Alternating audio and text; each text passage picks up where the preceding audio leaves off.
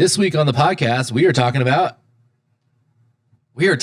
a lot of hot new trends. One of them being Gary Keller just got ousted as the conspiracy head theorist. But before we jump into today's content, for those of us that are listening and not watching the podcast, what's going on? We got had today. What happened? We have a lot of leaks in the podcast room today. Yes. There's no rain in the sky, but there's a lot of leaks here. Yeah, so we've been having issues with our roof here at the office. And so Curtis set up the podcast and came and got me and said, hey, Kayla, you need to come check this out. There's like leaks in the podcast room. They're like on the microphones and they're like on like the board. And I'm like, oh my God, like this is the last thing that we need right now, our leaks. Yes. So come all back over the here equipment. and like I'm kind of like upset because it's not even raining. Like how do we have leaks ruining our equipment right now? And I walk in and I see these cute little guys. Gigantic leaks with smiley faces on them. So we're talking about like the VeggieTales type leaks. Yes. You know, like the It's like a leak, like a literal leak. Leak vegetable. You guys what got is us. a leak? Is a But leak? the tee up was good because we had like construction guys in here just a couple days ago. They're putting on like this new 10,000 pound AC that is going to go to one of the spaces downstairs, and so they're having to reinforce the roof on top of certain things. So good tee up, good kudos, guys. Are these onions? It's a leak. I know, but what Is it like what in the- is it? I've never had a leak. Well, a green onion. All right, Fam. take a bite of one. Hell no. Hey Siri, what is a leak? You wouldn't bite it? I mean, I would do it. I don't know if I'd bite it. Do you think this? Okay, so what does It's kinda Siri dirty. say here? There's kind of dirt on it though. Yeah, it just tastes. Oh, Look at it's that. got a little spice to it. Got mud in it. It does have mud in it. Wash that well. Nobody needs to get any bacteria. Dirty- All right, well let's get dirty- rolling. Let's get rolling into content. So we kicked it off with the good old GK, Gary Keller himself. I mean, to me, it sounds like a little bit of clickbait. As far as that goes, that Eamon rolled out with that in that headline that we just saw. Obviously, there's probably a little merit in it. From the federal government read in it? that. Well, I don't want to say merit as in Oh yeah, validity. Yeah, no, like so I don't want to say there's merit in it. fair. I just think that Gary Keller makes an excellent scapegoat. Yep. Well, he's like the Madonna of the industry, right? I mean, has been, will be. The Madonna. It's more like Elton That John. was the strangest. Like Yeah. Keith and I look at each Madonna. other like, That What? was like You don't know? that was You guys the have never 80s, heard that? bro. Like the Madonna, like I've the never Madonna is always has been, always will be. She's She's still like alive? in all eras of music. How have you guys never heard that reference before? never heard it. But Back anyway, to the 80s. I- My goodness. He's like the Usher, dude. This is like this. We're in the 2000s, bro. I'm talking. Usher's even old. He's like Always has been, always will be, right? Constantly reinvents themselves and is always relevant. That's sorry, I'm having to explain my reference there. Yeah, not really sure what's going on, why they're naming him as kind of the head conspiracist regarding commissions and kind of some harsh words. So well, he champions the agent, I think. Yeah. Right? Yeah. He wants to keep the agent in the center of the transaction.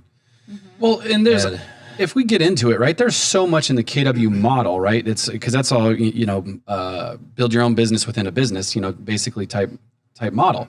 And when you really look at so many DREs across America, that they walk a fine line in a lot of things. Like if you read The Millionaire Real Estate Agent, there's so many pieces in that the commissioners, the commissioners, Listings, leads, across, coverage. yeah. The commissioners don't always agree with in making sure that you put your brokerage front and center always, and then you secondary, right? Where that book is all about putting yourself first, brokerage second. Agents first, like you said, Jay. yeah, interesting stuff. I think if anything, it's going to be, what's going to happen if commission models do kind of evaporate as we know them, and agents are forced to self-negotiate for every deal. I think that could be a little chaotic, to be honest. It's called a service fee. We have a platform for that. We have been groomed by the iBuyers with the Yep. service fees. Yeah. Well, what will happen, I think, in one of my easy ways to solve that is concessions, right? You just go in, negotiate concessions, and in those concessions, the buyer's going to go in and request 3% concessions, and that money's going to get paid to the agent from those concessions. It's going to be a charge to the buyer. Buyer's going to get it from the seller. It's just a new way of doing things, right? It'll get rerouted and find its way. But it still comes from the seller. Exactly. It still comes from the seller. I don't know. I don't know if we want to go down this rabbit hole. Here's something interesting that came out. So the National Association of Realtors, in conjunction with Morning Consult, they released the Obstacles to Home Buying report. And they surveyed, thousands of home buyers, and they asked them, like, what were the obstacles to you in finding your new home? And I don't think that the first couple will surprise any of us. So I'll give you number 1, 2, and 3. Number 1 is lack of affordable homes. Not a surprise, Shocking. right? Nobody's surprised at that. Affordability is definitely an issue. Number 2, lack of houses that fit my criteria. That kind of goes back to affordability. That goes in back a to way. affordability. Or if you have Yeah. more, then you can. So number 3 Lack of was finding neighborhoods I'm comfortable in. That's Okay. interesting. Same with affordability. Affordability, right? Yep, So- it all ties back Right. in. So, but here were number 4 and 5. And this kind of excites me. You'll know why in a minute, why I'm excited. I'm not excited about these obstacles. Don't get me wrong. I hate that there are obstacles to home buying. But what I get excited about, you'll know in a minute. So number 4 was competing with multiple offers. Okay. And number 5 was competing with cash buyers. Huh. Shocking. So why do I get excited about that, guys? Because Zoodealio is the solution to both of those. Yeah. This leak is saying that Zoodealio is a solution to all of those. Way to go, Leak. You're so wise. It's a wise leak. Yeah. Yeah, so I think that, there was an Inman article that came out last week that said for every power buyer client that made an offer on a home, it got accepted. So they were out there making one offer, it was getting accepted. And for typical financed buyers that were out there making offers on homes, they had to make 7 offers before one got accepted. So if an obstacle for homeownership is, that you're competing with cash buyers and you're competing against multiple offers, turn your offer into cash, like make yourself a cash buyer. And that is a program here at Zoodealio we've been so passionate about for years. Yep. And I've actually used it. yeah, exactly. Am I the only one who used it? No, What's that? No, we've all used it. Yeah. Well, it was pretty awesome. It I is. loved it. It's an amazing experience. Yes. One of the things I think is funny is we see all of this financial technology, these larger capital raises. You have a lot of, like here locally, you have Nova Academy, right? And I realize that these are big broker banker models that operate in multiple states, and now they're having to adopt a cash acquisition strategy, right? Like cash wins, cash power, right? All these different coined names that these, King of the cash. yeah, Cash up. yeah, no cash, yeah. Cash me outside. How about that? It's funny how all of this dynamic is changing this. So my question, for us to kind of chew on, if you will, is with these rates going up is the way that they are, and let's just say inventory does slightly go up. Are we going to see these guys start trying to push in a quick close, still get the cash offer that's going to support that quick close, but then now they're going to hit that seller for 1%, 2%, 3% concessions to start trying to buy down rates so that they can change that, right? Because long-term game, that's one of the biggest things that's going to obviously change that payment. Or are they going to negotiate the price? I'm really curious to know what's going to happen now that rates have gone north of 5%. I think the cash offer deal is really good for vacant homes. Especially if you have 2 different types of these programs, right? You have the ones where the program actually takes down the house, right? They always take down the house. And then you have some of the mortgage companies that are giving basically a cash guarantee, right? And then they can still close the loan or throw in the loan at the last minute and go, oh well, we already have loan docs, so we don't need to buy it for cash. Let's just close the deal, right?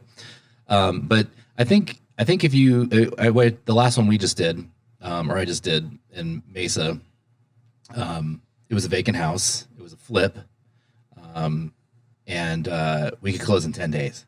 Huge. And there was a higher offer on the table, but it was financed, right? And they could close in 30 days.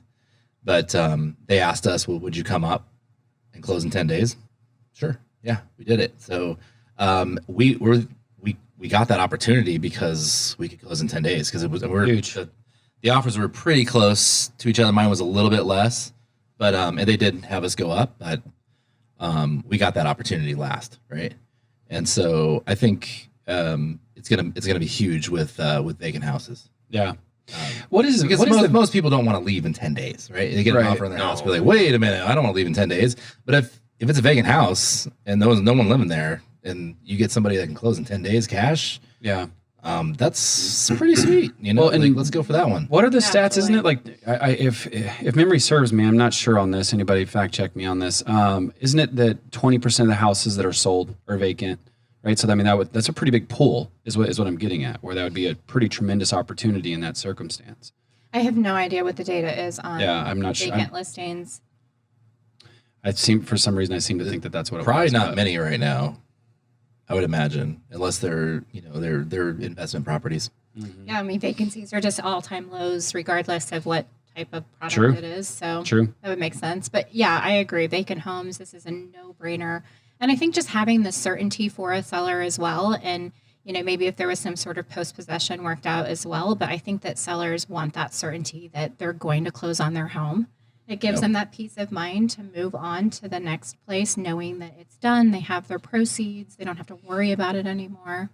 So I still see it as being a really viable option. Yeah. You know what I think is so cool right now is there's so much opportunity out there. Like a seller can sell their house, get their cash, rent it back on a month-to-month basis, and still buy their next house in cash, right? Like you can literally mirror and match these different type of bridge partners, financial tech companies that are out there in the space. And so if the owner takes a minute or listens to their agent, or the agent does an amazing job of forming their sphere of influence of these different options, you can really take advantage of the market right now. Even though there's such low inventory, it's super competitive. But if you want to move, I mean, there's definitely a strategy to be had there. Yeah, I agree. So inventory is moving up. A little bit. Mm-hmm. Interest rates are moving up. A little bit. Moving on up. Moving on up. It seemed like we just passed the fours. Like, yes, we just went from 3 to 5. Like, we just decided no. Where are the fours? Where are the fours? Yeah, there was no grind for that, right? Like the rates went up and then they pushed them back down because everybody freaked out, and they stayed there for like another, what was it, like 90 days? And then now all of a sudden that it went, like you said, it seemed like it went from 3 to 5. It's like they got back on track of where they were supposed to be. Like, F this, we're going up. Yeah, I saw something. It was like a payment of like $1,400 with a 2.8% interest rate, and then now it's like 5.15, and it was like over $2,000 or something like that. So like $680 or $620 more. It's crazy than what it was, on a payment. That's pretty significant. Pretty substantial. Yeah. I mean, obviously that's the very low of the interest rates and the very high right now. So it's but it's still the swing. I think they're going to settle down a little bit. Yeah, soon, hopefully. Well, I think that they're already pricing in like future rate increases. Yeah. Mm-hmm. Those are already priced in. The 0.5% that's going to happen probably in May is already priced in. But then they're going to start pricing in the next one. Yeah. So what is it going to look like at the end of the year? It's interesting because mortgage rate projections at the end of last year, by pretty much all accounts, Fannie Mae, Freddie Mac, MBA, NAR, nobody thought we would even be in the 4s by the end of this year. Right. Yeah. So it's really interesting to see. That is. It just goes to show like they don't even know what's going on. Like these economists don't even know what's going to happen. So very, very volatile and uncertain times for sure with interest rates. But inventory is still really low. Like even though it's increasing, it's still low. And then something that I always think about is, you have all of these homeowners that are in these low 2-3% rates. Yeah. Exactly. Who is going to sell, Keith? I know it's or are you going to start seeing right? wraps like, again? Are we going to start seeing wraps, right? I mean, that's or an assumable, right? I mean, you start taking that approachable model. I could see those things, happening again. Possibly, but I think that the difference is most people need to use that cash in their house to go to the next one, right? So, leaving like a 3% interest rate and going to a 5 is going to be tough. Yeah, for some people. I mean, it's going to be. I mean, they're going to really. It's going to payment. It's payment really shock. need the space, right? Especially if they want to payment upgrade. shock. I think you're going to see a lot of more remodels, more additions, like and and definitely invest in Home Depot right now. Yeah, well, and there's mad equity, right? Mad equity. So you could see they'll be tapping into those lines of credit. Yep. Curious. Buy some Home Depot stock. Yep. Hey, But you know what's funny? Lowe's? You can buy Lowe's too. Yeah. Lowe's. Yeah. Ace. So again, to me, this just pushes all of the narrative. Again, what we're talking around the certainty of things, right? Like I know it goes back into like that consumer psyche and the psychology around everything. These people are going to want to look for more and more certainty, more and more of that Amazon experience where it's all a digital environment where they can have these upfront solutions from them. They can see what's going on. They can see if it's going to work. They're going to know exactly what the payment is, know what type of house they're moving in. And that's because they can all do it from the power of their phone, right? That's the era that it keeps going. I talked to a lady with one of our guys, Doug, just yesterday, and she was a little older lady, and she was talking about she had like an open door offer, and she had some of these other things, and she's like, "Well, I was talking to one of your, Doug, and ultimately about your guys' offer strategy and things like that." And she's like, "My understanding is this is just like the new way of doing things, and I don't know how I feel about that." I'm like, well, here's the benefits of it. I said, you get to you get to see all of your cards, know the cards of your opponent, and then you get to make your decisions knowing both hands. And she goes, "Oh, well, that makes a lot of sense." I'm like, well, that's kind of the beauty of this whole circumstance is you're no longer going into things blind. You're going to make a fully informed decision. So I don't know. I just think interesting times, and even seeing that older because this lady had to have been 70 plus, right? It like watching them process these types of things through applications and just the different interfaces. I find it very interesting and fun. Yeah. Quite frankly, fun. I think we're going to also see some adjustable rate mortgages start coming into play. Like people will be like, yeah, reintroduce those. Get a 4%, 5-1 adjustable rate mortgage. Yeah, 5 years goes by quick. It does. It does, Keith. But it sounds good in the moment. 5.25. Hope interest rates aren't at 12, right? Yeah, 5.25 at the 5. Either that or sell. Yeah. Right. Well, That's even at 5%, at least you're hedging your bets against rising rental rates. I mean, rent prices are insane. Yeah. What do you guys think about that? Right. Like to me, that's honestly probably one of the things that worries me. I don't want to say worries me, has my eye the most. Is this compounding 15%, 20%, 25, 30% in certain metropolitans of rents going up? I mean, I looked at something the other day. We driving by a nice new apartment building, and we pulled it up and looked at it for a 3-bedroom. It was a newer place here in Gilbert for $2,400, right? And it was like a 1,200 square foot apartment for $2,400. That sounds inexpensive. That's cheap. The Tyler over in Agritopia, $4,200, yeah, right? $4,200 for a 4-bedroom. What? You got your community pool. You got your spa. You're right by air guitar. I know, but $2,400 is roughly a $475,000 mortgage payment.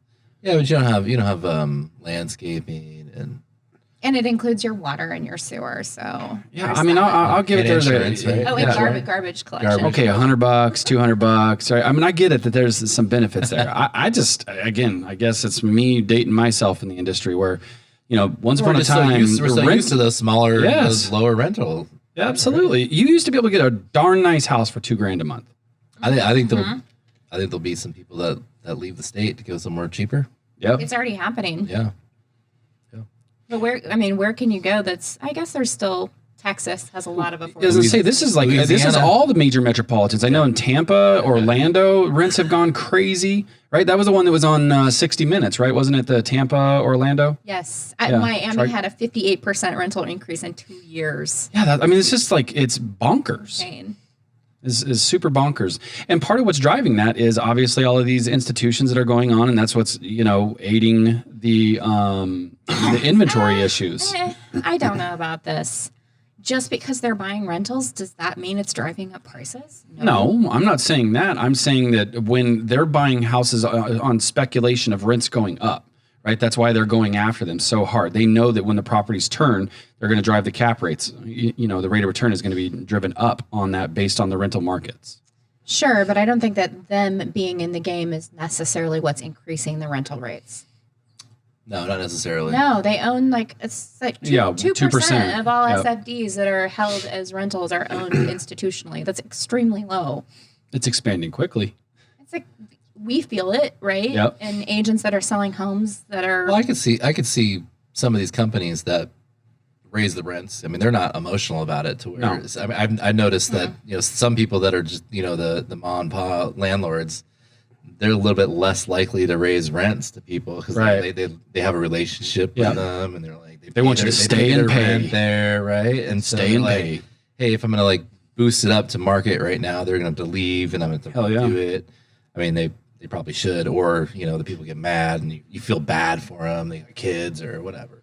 Yeah, where the large corporation property management companies, Yeah, it's they're not, it's just a they're not notice. emotional about it. It's just like, hey, do we're it or raising don't. rents. Here it is. Yep, do it or don't. But they're also improving the property, so They are. you're getting a premium condition property, right? And they is a good don't. point, Keith. And they're not going to go off and sell it, right? Or sell it out from under you. If you're Yep. if you're renting from a mom and pop landlord, always a worry. they might sell it next year, and now you Yeah. got to move. Yeah, right? property Right. values have gone up 300%. I'm cashing out. Yep, where these exactly. guys are long-term hold. Yeah, you can stay there. They're valid. You probably stay there for 5 years, and Yep. and one could argue that the experience in living in a home that is institutionally property managed would be better than living in a home that was owned by mom and pop because you're going to have probably Something breaks. maintenance More systems. crews and Yep. more systems process and app. You don't have to talk to someone if something happens. You could probably just text. You Yep. know, you're not like dealing with the property owner. Yeah, just notice you guys all have your Zoodealio shirt, and I don't. I'm not. Missed a You're memo? wearing the hat. But you got the so- hat. Right. You got At least it's you got a still- black on black still with the black, hat. Yeah. Still black, yeah. Cool, good stuff. Well, I think that probably about wraps it up for today. But any last parting thoughts, anybody? Deal of the day. Deal Oh, yeah. Well, I was Deal going to of the say, day. I mean, if rates don't go down and inventory keeps going up, I mean, we've been talking about this for a while. That the tide will turn. How much will it turn? I don't know, but I'm excited about it because we're in the cash offer world, and we're going to see more acceptances as soon as that starts happening. Well, and all And I'm ready for it. So what's Yeah. the deal of the day? I'm here for it, Keith. The deal of the day is lots of more accepted offers. No, we've gotten several cash offers accepted recently. One of them, they wouldn't tell me whether it was. They just said there was another cash offer and gave me the price, but they wouldn't. Maybe Reveal. Maybe they didn't even know who it was, right? So Yeah. then they didn't want to admit that. But we beat them out, so that was exciting to see. And another one that I had happen that I don't know if it's ever happened. They asked for, sellers said they wanted anywhere between 540 to 550. The offer came in at 580. I reached out to the agent right away because I'm like, okay, this seems super premium, Yeah. above market value. And within 30 minutes, he says seller wants to take it, and we were putting the deal together. All right. Yeah. I don't know if one's ever happened that quick Boom. because it would, in scenarios like that, it's a no-brainer. My last parting thought on that, to Keith, to kind of dovetail off what you said, I think it's going to become more pertinent than ever to lead with the cash offer, because anytime that the days on market are going to go back up to 30 to 60 days, like we could probably start seeing again, people are going to look for that. Hey, what's my basis? What's my instant? I don't have to deal with the uncertainties and the time. And then you just sneak in that way, right? Lead with that cash offer and unique selling solutions, and then pivot to the listing in that circumstance too. And so just remember, that's what Zoodealio does for you. All right, guys. Don't forget to like, subscribe, comment. Enjoy your day. Check it Peace. later. See ya.